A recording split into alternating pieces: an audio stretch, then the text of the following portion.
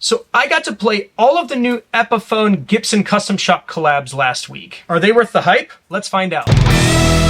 What's up guys, my name is Adam, welcome to the channel. My goal is to help you make good money playing music. If that sounds like something you would be into, please subscribe to the channel and ring the bell so you don't miss anything. So I was in Nashville last week and went by the Gibson garage to check out the all-new Epiphone-Gibson Custom Shop collabs. If you didn't know, Epiphone has been on a tear releasing signature models for folks like Kirk Hammett and Adam Jones under the Epiphone brand, but featuring Gibson's open book headstocks. I've gotten to try each of those out over the past few months and was genuinely impressed by their build quality and playability. Plus that purple Kirk Hammett Flying V is so rad. And then last week they dropped 4 more models, the first non-signature Epiphones to include the Gibson headstock. The first new Epiphones with Gibson headstocks, that is. Epiphone has made models with the open book style headstock as far back as 1958. There was also a Japanese line of Gibsons called Orvals back in the 80s and 90s, but that's another story for another day. Anyway, the new models are the 1959 Les Paul Standard, Les Paul Custom, 1963 Les Paul SG Custom, and the 1959 ES335. All these models feature premium electronics, period correct wiring when applicable, and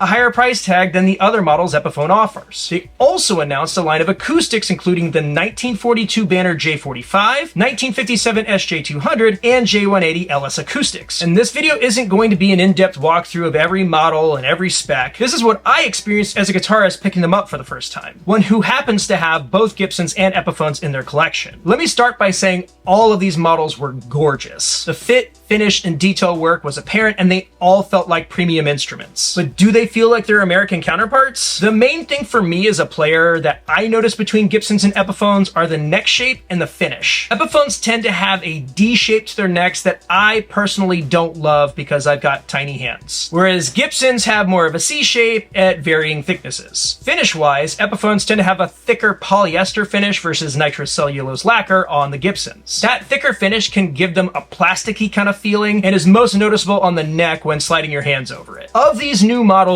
only the Custom has a full gloss poly finish. The rest have what they're calling VOS polyurethane, which is supposed to have the feel and look of their nitroed American brethren. And I think they were pretty successful in that. But if I had to pick the most Epiphone of those models, unfortunately, I would pick the SG Custom. Don't get me wrong, it still looks and plays incredibly well, but as soon as I picked it up, I could tell the neck profile was more of the traditional Epiphone contour, which again is just not my preference. While we're on neck profile, some of these models have really beefy necks. The 335s and Customs have that 50s baseball style contour, so if you have smaller hands, that could be a determining factor in which of these you're going to like the best. My favorite of the electrics was the 59 Standard without question. The VOS finish felt awesome, the neck shape was immediately familiar, and if you blindfolded me, I don't think I could have told you which one was an Epiphone and which one was a Gibson. It was shocking how well these models looked and played. Personally, I think they deserve the hype they're getting. Speaking of hype, they also had the Epiphone Custom Shop Firebird, and I loved it. I just wish they'd do the Firebird 5 in that pink finish. Okay, moving to the acoustics. Wow. Every single acoustic from this line feels incredible. Like,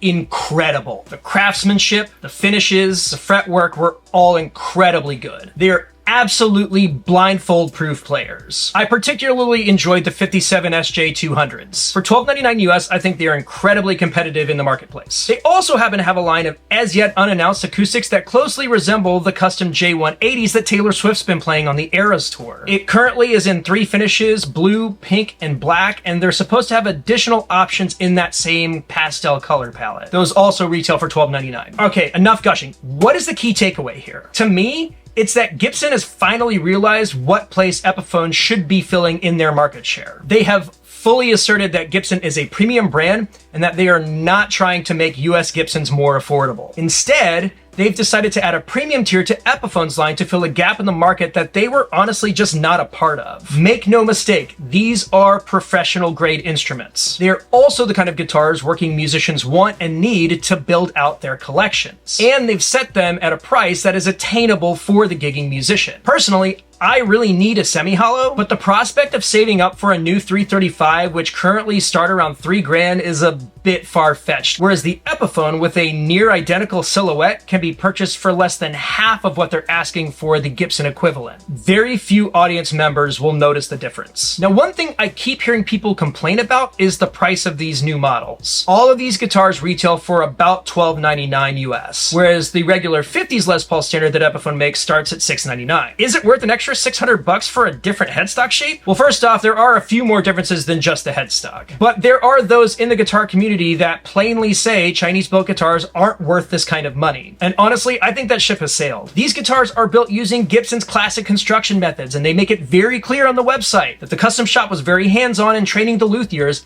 at their Asian factories for these new models. And the end result is truly on par with other guitars at this price point. Just as Japanese Fuji-gen models have now become revered, I think that manufacturing and QC for Chinese instruments has risen to a level where they deserve the respect of the guitar community, for the most part. And let's not mince words, it's not like every US Gibson comes off the line playing perfectly. I've played tons of Gibsons with tuning issues, bad QC on finishes, and a myriad of other problems. So to me, this line is a strategic move to fill a gap that working guitarists needed that Gibson USA wasn't able to serve, and I think, honestly, they nailed it. So what do you think? Will you be picking one of these new Epiphones up? Which model are you the most excited about? Let me know in the comments. That's gonna do it for this week. Thanks again for tuning in. If you haven't already, please subscribe to the channel. We post new videos every single Friday. Also, if you want to support the channel, considering joining our Patreon. Joining at the $5 level gives you access to our exclusive Slack channel, which is full of musicians just like you looking to make good money playing music. Have an awesome week, and I'll see you next time.